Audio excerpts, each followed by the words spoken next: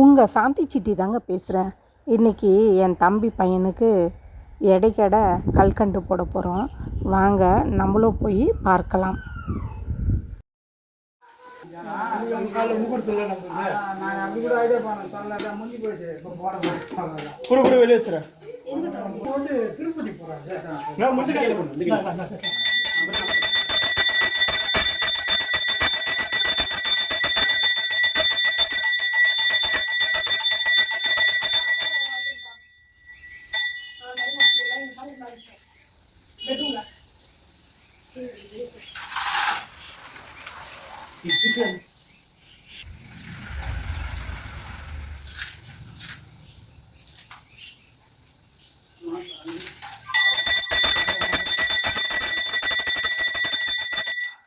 மண்ணூர் பாஞ்சாலம்மா கோயில் ஆர்த்தி காமிச்சிட்டு வெளியே வந்து விநாயகருக்கு, முருகருக்கு, நேராக வந்து ஆஞ்சநேயருக்கும் காமிச்சார்.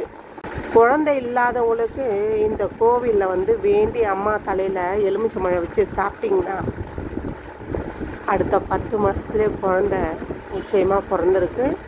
இது உண்மை சம்பவம். நம்ம ஊரில் நிறைய பேர் வெள்ளிக்கிழமை, செவ்வாய்க்கிழமை நீங்கள் வந்து பாருங்களேன், நினச்சது நிறைவேற்றி கொடுக்கும் மண்ணூர் பாஞ்சாலம்மா. அவ்வளோ சக்தி வாய்ந்த அம்மன். நாங்களும் வந்து கோவிலுக்கு போயிட்டு வருவோம். நீங்கள் இந்த பக்கம் வர வாய்ப்பு இருந்தால் அம்மன் கோவிலுக்கு போயிட்டு வாங்க. இப்போது என் தம்பி குழந்தைக்கு எடைக்கெடை போட போகிறோம். அதையும் நம்ம பார்க்கலாம் வாங்க. இவர் வராரு, என் தம்பி பாப்பா சஞ்சய் வந்து நான் உட்காருவேன், தைரியமாக உட்காருவேன்னு சொல்லி எங்ககிட்ட சொல்கிறாரு. சரின்னு கல்கண்டெல்லாம் நாங்களும் எடுத்துகிட்டு வந்து வச்சுட்டு குழந்தைய சாமி கும்பிட வச்சுட்டு உட்கார வைக்கலாம் எடைக்கெடை அப்படின்னு சொல்லிட்டு இட்டுன்னு வரோம். அவர் பாருங்கள், பயமே இல்லை அவனுக்கு. நான் தைரியமாக உட்காருவேன்றான். சரி தூக்கி உட்கார வச்சுட்டு எல்லா கல்கண்டு எடுத்து வச்சோம். ஒருத்தரா வச்சுன்னு வந்தோம். அவங்க அம்மாவும், அவங்க அப்பா, அவங்க ஆயா எல்லாருமே வைக்கிறாங்க. அத்தை நீ வெயி அப்படின்னு என்னையும் சொன்னான். சரி நானும் ஒன்று வச்சேன். வச்ச உடனே அவள் தைரியமாக பாருங்கள், அந்த ஒரு குழந்தை வந்து சில குழந்தைங்களாம் அழும், நான் உட்கார மாட்டேன் அப்படின்னு. ஆனால் இவர் வந்து ஜாலியாக உட்காந்துனுங்கிறாரு. ரொம்ப சந்தோஷமாக இருந்தது பார்க்குறதுக்கும். ஃபேமிலியோடு போயிட்டு சாமி கும்பிட்டதும் அதோட சந்தோஷம்.